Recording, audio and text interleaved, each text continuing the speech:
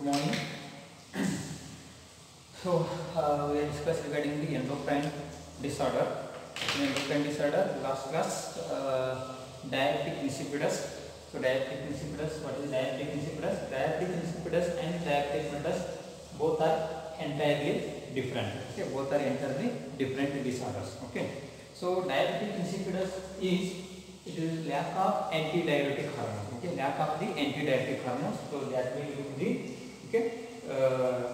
there is a problem in the body is unable to conserve water in the body. Okay, body is unable to conserve water. So whatever the consumption of water is loses through the urine. So more than 18 liter or 19 liter of water is lost through the body. Okay, that causes the severe hypovolemic. That is a diabetic insipidus. Okay, today we will try to discuss regarding the diabetic mellitus. Okay, diabetic mellitus क्या है? Okay, diabetic mellitus, this is a word. Okay, this word indicates diabetic means diabetic. It indicates polyuria. Diabetic indicates polyuria. Mellitus means glucose or sweet or carbohydrate. Okay, glucose or sweet or carbohydrate. ठीक है, और sugar. ठीक है, और sugar भी बोलते हैं उसको. ठीक है, और शुगर और हनी भी बोलते हैं. Honey means mellitus means sweet चीज. ओके, स्वीट चीज. Polyuria means excessive urination. Okay, diabetic mellitus मतलब सिंपल वर्ड में होता है excessive urination because of the glucose और स्वीट और शुगर की वजह से ज्यादा यूरिन होता है, उसको हमने डायबिटिक मेलाइटिस बोलते हैं. ओके, तो डायबिटिक मेलाइटिस किस चीज से क्यों होता है? तो सबसे पहला डायबिटिक मेलाइटिस समझने से पहला insulin play an important role in this disease. Okay, ये डिसीज होने में इंसुलिन हार्मोन का डेफिशिएंसी होता है. ओके, इंसुलिन क्या है? Insulin is a hormone. It is a polypeptide chain. Insulin एक पॉलीपेप्टाइड चेन, एक हार्मोन है. ओके, कहां से रिलीज होते हैं? Release by the pancreas.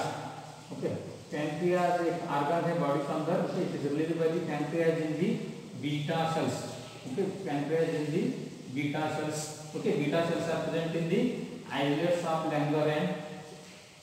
islets of Langerhans. These are the special cells. Islets of Langerhans में beta cells. These islets of Langerhans specially present in the tail part of the pancreas. Tail part. Okay, so pancreas इस तरीके से होता है. Okay, pancreas structure. Okay, simply this is the pancreas.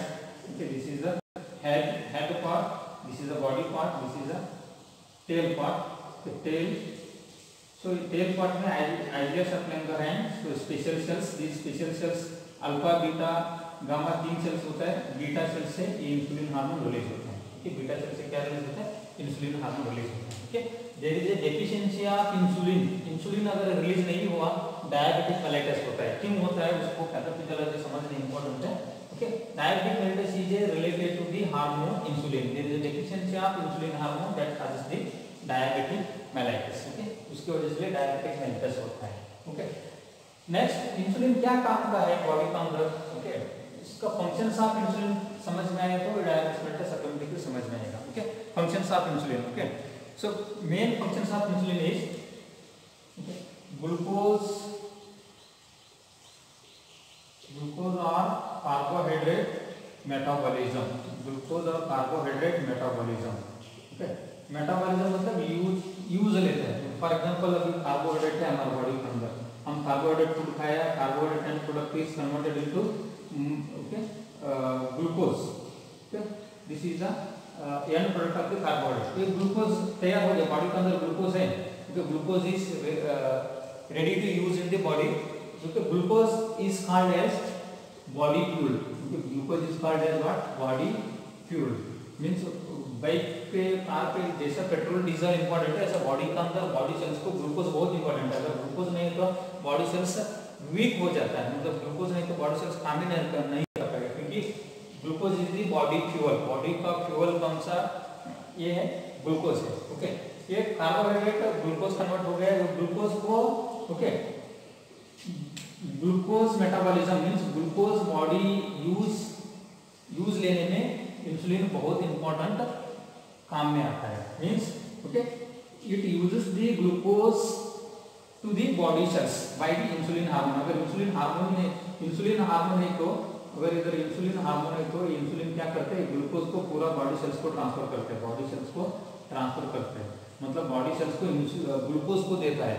Okay glucose body blood में तैयार हो गया, body में ग्लूकोज तैयार रेडीमेड हो गया, खाने के बाद डाइजेशन होने के बाद ग्लूकोज तैयार है।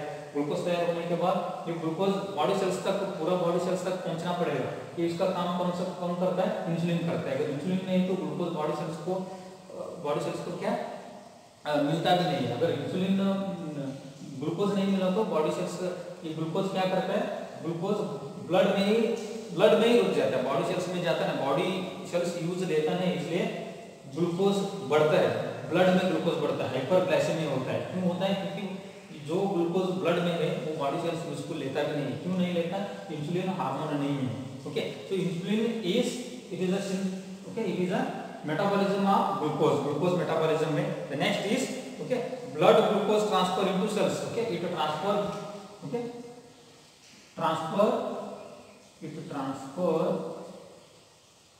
ब्लड ग्लूकोज मतलब ब्लड में जो भी glucose transfer blood glucose into body sales.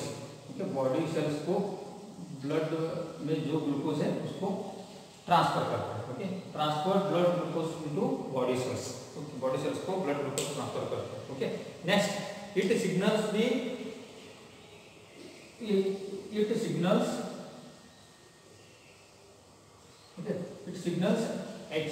signals to liver and muscles to store excess glucose in blood, okay, in the form of glycogen, okay, जो भी बॉडी के अंदर ज्यादा इंसुलिन हो गया, ब्लड के अंदर ज्यादा इंसुलिन हो गया, अगर ज्यादा इंसुलिन होने के बाद इंसुलिन क्या करते हैं, वो ज्यादा इंसुलिन को लिवर में एंड मसल्स में स्टोर करवाते हैं। ओके लिवर में मसल्स में स्टोर करवाने का काम करता है। अगर इंसुलिन नहीं है तो जो ब्लड का अंदर इंसुलिन है वो इंसुलिन लिवर में मसल्स में स्टोर ही नहीं हो पाएगा।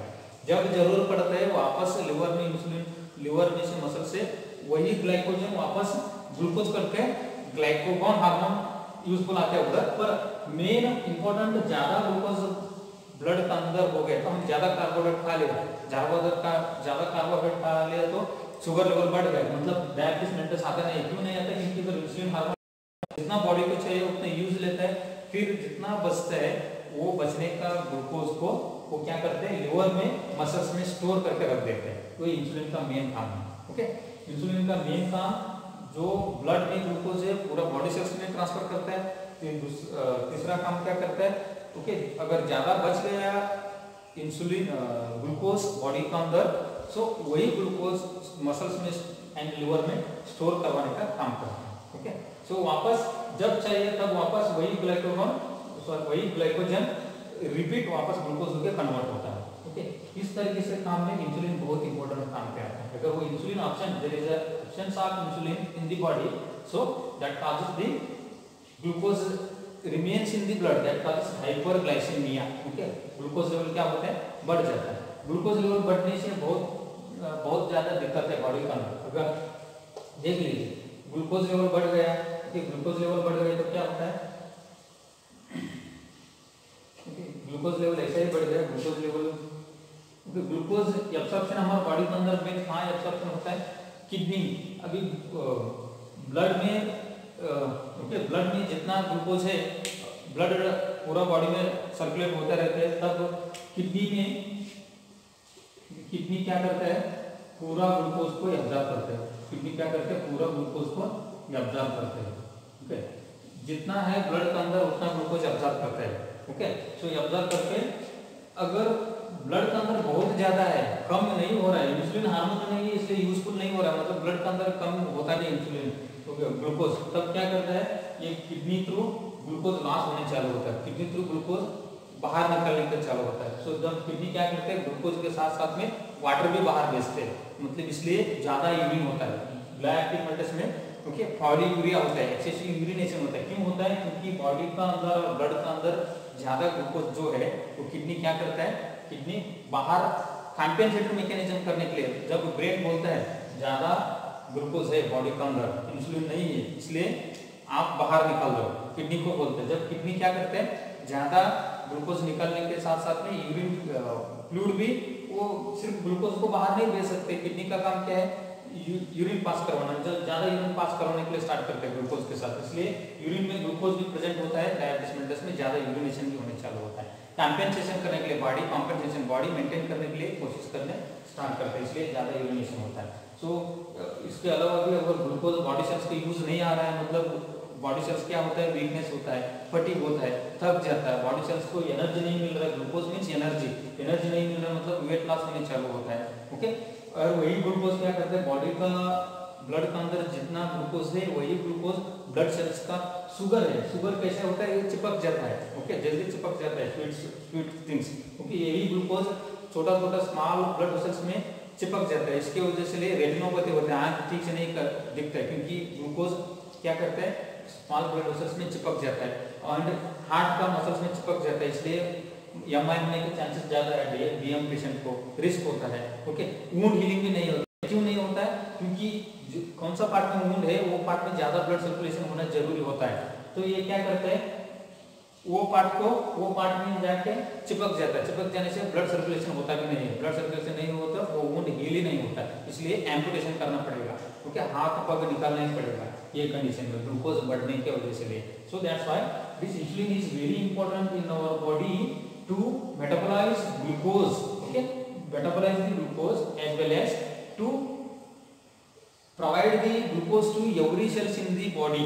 Okay, next, if the excess glucose in the blood is, okay, that signals the liver and muscles to store in the form of glycogen. So that's why insulin plays an important role. Okay, so let's come diabetes mellitus definition. So diabetes mellitus is a, in simple word, it is a excessive urination because of the glucose. Okay, because of the glucose urine is excessively passed, that is a diabetic mellitus in simple word. Okay, in exact definition हमने exact definition देखा तो diabetic mellitus is a, okay, metabolic disorder, ये एक metabolic disorder बोलते हैं, diabetic mellitus is a metabolic disorder, this is a metabolic disorder,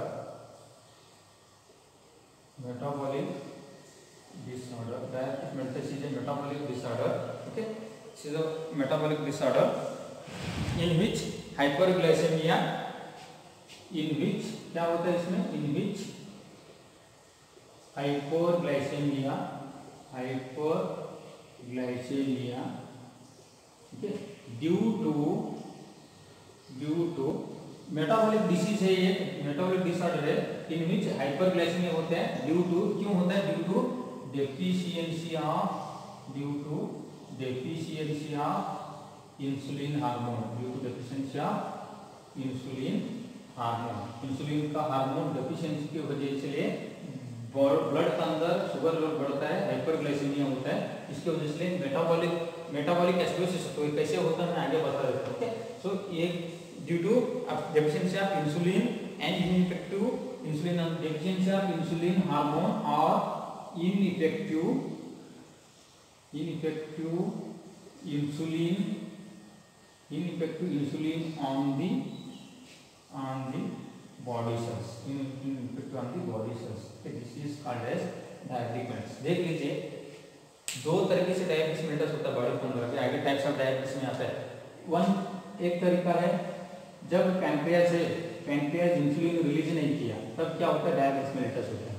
second time insulin release कर रहा है, इधर सफिशिएंट इंसुलिन आ रहा है, ओके, तब बॉडी सेल्स क्या करते हैं, body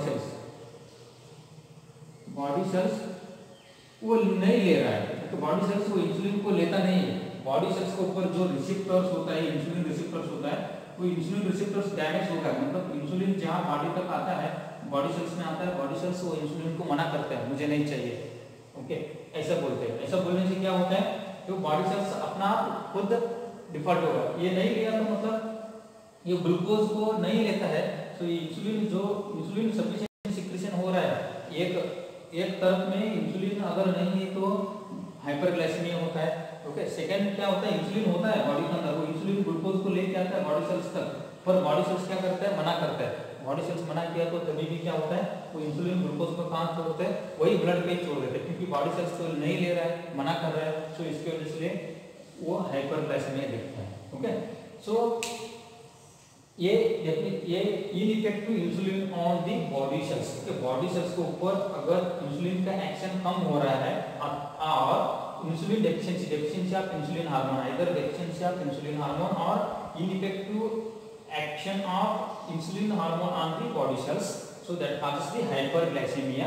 Okay, this is one of the metabolic disorder. This is one of the what, metabolic disorder. Metabolic disorder क्या होता है, metabolic disorder मतलब ये metabolic acidosis फॉर्मेशन में ब्लड का अंदर, ठीक है, ब्लड का अंदर blood pH 7.35 to 7.45 blood pH normal है। ठीक है, तो ब्लड के अंदर क्या हो रहा है, शुगर का लेवल बढ़ रहा है, शुगर लेवल बढ़ रहा है मतलब ब्लड का कॉन्स्टिट्यूशन क्या होगा, शुगर लेवल बढ़ गया, तो ब्लड का कॉन्स्टिट्यूशन एसिड होने चालू होता है। क्यों एसिड होता है मींस, ओके, ये इंसुलिन क्या करते हैं, जहां बॉडी में फैट होता है, ओके, अभी देख लीजिए इंसुलिन नहीं है बॉडी के अंदर, इंसुलिन नहीं है तो क्या करता है, सो बॉडी को एनर्जी नहीं मिल रहा है, ग्लूकोज नहीं मिल रहा है, ग्लूकोज नहीं मिला तो बॉडी क्या करना चालू करता है, जो बॉडी में जो फैट स्टोर है वो फैट ब्रेकडाउन होने चालू होता है, बॉडी में फैट ब्रेकडाउन होने चालू होता है। ओके, क्यों, क्योंकि कार्बोहाइड्रेट से तो इंसुलिन नहीं मिल रहा है, कार्बोहाइड्रेट से तो ग्लूकोज नहीं मिल रहा है, तो इसके लिए फैट ब्रेकडाउन करने चालू करता है। फैट ब्रेकडाउन ये फैट ब्रेकडाउन करने का काम भी इंसुलिन करता है। Okay, lipolysis, proteolysis, okay, glycogenolysis, glycogenesis मतलब जो स्टोर्ड ग्लाइकोजन है वापस ग्लूकोज में कन्वर्ट होने में भी मदद करता है। Okay, lipolysis means protein breakdown में भी, ओके, प्रोटीन ब्रेकडाउन में भी मदद करता है, फैट ब्रेकडाउन में भी मदद करता है। अगर इंसुलिन है तो फैट ब्रेकडाउन होकर क्या होता है, वापस ग्लूकोज कन्वर्ट होता है, वापस ग्लूकोज होकर कन्वर्ट होता है। अगर इंसुलिन नहीं है फिर फैट ब्रेकडाउन होकर, ओके, क्या होता है, कीटोन बॉडीज फॉर्मेशन होते हैं, कीटोन बॉडीज। अगर इंसुलिन है तो फैटी एसिड्स होकर कन्वर्ट होता है, fatty acids, normally fatty acids, ये भी बॉडी सेल्स को एनर्जी देता है, पर ये फैट क्या होता है, कीटोन बॉडीज होकर कन्वर्ट होता है। कीटोन बॉडीज मतलब these are acidic in nature, ketone bodies acidic in nature होता है, एसिड्स होता है, वही एसिड्स ब्लड में सर्कुलेट होने चालू होता है, ब्लड पीएच कम होता है, so blood, okay, metabolic acidosis होता है। मेटाबॉलिक एसिडोसिस मतलब ब्लड पीएच कम होने चालू होता है, मतलब 7.20 7.14 ऐसा पीएच, इसका ब्लड का पीएच कम होता है, जिसको मेटाबॉलिक एसिडोसिस बोलते हैं। Okay, so this is a metabolic disorder. Diabetic mellitus is a metabolic disorder in which hyperglycemia, high hyperglycemia due to the deficiency of insulin hormone or ineffective action of insulin on the body cells or ineffective insulin on the body cells. Okay, means the body cells are, okay, the body cells are unable to respond to this insulin and glucose. Insulin glucose को body cells response ठीक से नहीं दे पाएंगे, so इसके वजह से ये hyperglycemia होता है। So that is the metabolic disorder. This is the definition of diabetic mellitus. It is very important for examination purpose. So her bar exam में पूछा गया है। So diabetic mellitus is a metabolic disorder. Why metabolic disorder? Because it causes the acidosis.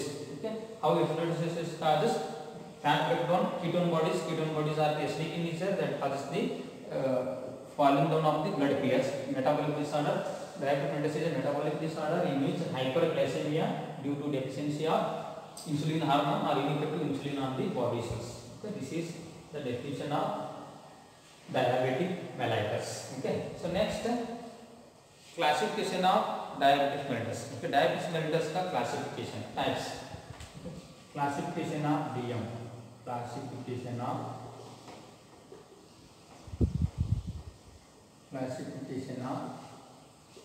diabetic mellitus. Okay, classification of diabetic mellitus. Okay, mainly there are three types of diabetic mellitus. First one is, okay, type 1 diabetic mellitus. Type 1 diabetic mellitus. Okay. second one is type 2 diabetic mellitus, and third one is gestational diabetic mellitus. Gestational diabetic mellitus. Only these two are important. Type 1 diabetes mellitus, type 2 diabetes mellitus are very important. Okay, this is also called as insulin dependent diabetic mellitus, IDDM, insulin dependent diabetic mellitus. Okay, this is also called as what? Insulin dependent diabetic mellitus. Insulin dependent diabetic mellitus. Okay, this is also called as juvenile diabetes mellitus. Juvenile diabetic mellitus, juvenile diabetes mellitus भी बोलते हैं। क्यों? क्योंकि पूरा insulin okay बच्चे में से कम होने चाहिए। Okay, less than 20 year, less than 15 और 20 ईयर ऑफ एज। ठीक है, 15 साल बच्चे को, 15 साल से कम वाला और 20 साल से कम वाला बच्चे को भी अगर इंसुलिन का डेफिशिएंसी है, अगर वो बच्चे में हो गए तो उसको जुवेनाइल डायबिटिस मेलिटस बोलते हैं। Diabetes mellitus most commonly old age में, नहीं तो यंगर एज में मोस्ट कॉमन है। अगर वो बच्चे में हो गए तो उसको जुवेनाइल डायबिटिस मेलिटस बोलते हैं। ओके, अगर less than 15 years of age diabetes mellitus आकर, that is called as okay juvenile diabetes mellitus. Okay, सबसे पहला what is insulin dependent diabetes mellitus? Insulin dependent diabetes mellitus means okay इसमें क्या होता है? ओके, ऑप्शन में है juvenile diabetes mellitus, absolute and complete deficiency of insulin. In type 1 diabetes mellitus absolute and complete absence of insulin. Okay, complete absence of complete, absolute and okay. First one is absolute and complete absence of insulin.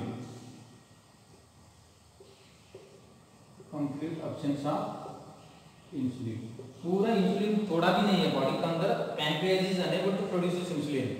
Okay, so ये condition में insulin dependent मतलब body पूरा insulin depend में है, हम बाहर से insulin देना ही पड़ेगा पेशेंट को, तभी बॉडी का हाइपरग्लाइसेमिया को हमने कम कर सकते, नहीं तो without insulin there is no work, हम कुछ कर नहीं सकता। इसलिए type 1 diabetes mellitus, type 1 diabetes mellitus मतलब insulin dependent diabetes mellitus means okay the absolute and complete deficiency of insulin. Absolute and complete deficiency of insulin means there is a complete absence of insulin in the body, so that's why the body completely depends on the insulin.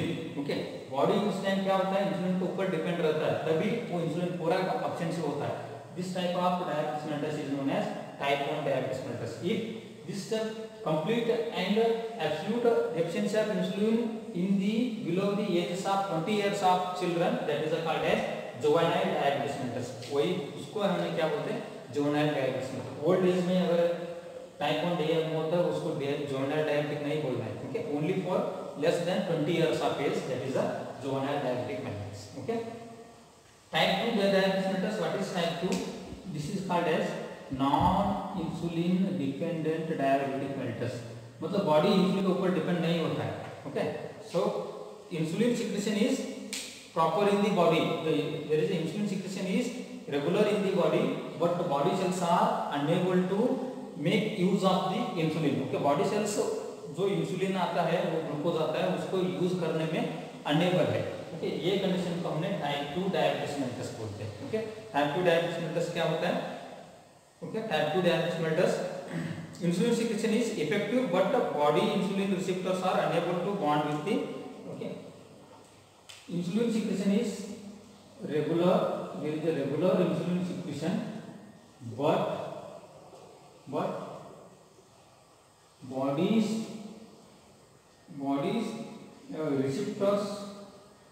receptors of insulin, तो body में जो insulin receptors होते हैं, body's receptors of insulin are unable to bind with them, unable to bind with them means जहाँ body cells के ऊपर receptors जो है, वो रिसेप्टर्स वो इंसुलिन के साथ बाइंड होने में वो मना करते हैं, इसके वजह से इसको टाइप 2 डायबिटिस मेलिटस बोलते हैं। Non insulin dependent diabetes, insulin का डेफिशिएंसी नहीं है बॉडी के अंदर, इंसुलिन का कोई दिक्कत नहीं है और बॉडी सेल्स उसको वो यूज नहीं कर पाएगा। Okay, so this is the second type of diabetes mellitus. उसको रीजन क्या है, कौन सा कंडीशन में होता है वो भी बता देता हूँ मैं।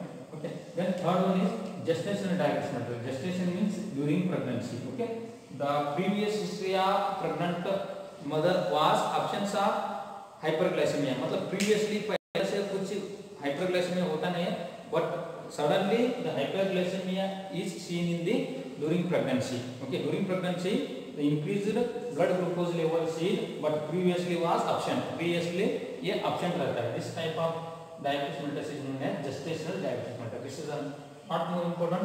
These two types of diabetes mellitus are very important. Okay, type 1 diabetes mellitus it is called as insulin deficiency diabetes mellitus. Type 2 diabetes mellitus is also known as non-insulin deficiency, non-insulin dependent diabetes mellitus. Insulin dependent diabetes mellitus means there is a absolute and completely deficiency of insulin in the body. So that's why body is unable to use the glucose. This type of diabetes mellitus is known as insulin dependent diabetes mellitus. Okay, non-insulin dependent diabetes mellitus means the insulin secretions in the body is proper, but the receptors, body receptors of the insulin receptors are unable to make bind with the insulin. Okay, this is a type 2 diabetes mellitus. Gestational diabetes mellitus means the body is the diabetes mellitus only appear in the pregnancy, but previously hyperglycemia was absent. Previously absent रहते हैं. This type of diabetes mellitus is gestational diabetes mellitus. Okay, so next हम one by one देखिएगा. What are the causes of type 1 diabetes mellitus? Type 1 diabetes mellitus होने में क्या causes है, क्यों हो सकता है type 1 diabetes mellitus? Okay, the causes of type 1 diabetes mellitus, the first cause is destruction of beta cells. Destruction of beta cells. Destruction of beta cells. Beta cells destruction होने से होता है. ठीक है, बीटा सेल्स जो pancreas में है, जैसे लैंगरहैंस में, वो बीटा सेल्स डिस्ट्रक्शन हो गए तो ये बीटा सेल से इंसुलिन आता है, तो वो इंसुलिन आता भी नहीं. Okay, destruction of beta sales first. Second one is genetic factor. Genetic factor हमने अभी काजेस देख रहा है, किसका काजेस? टाइप 1 डायबिटीज मेलिटस का काजेस.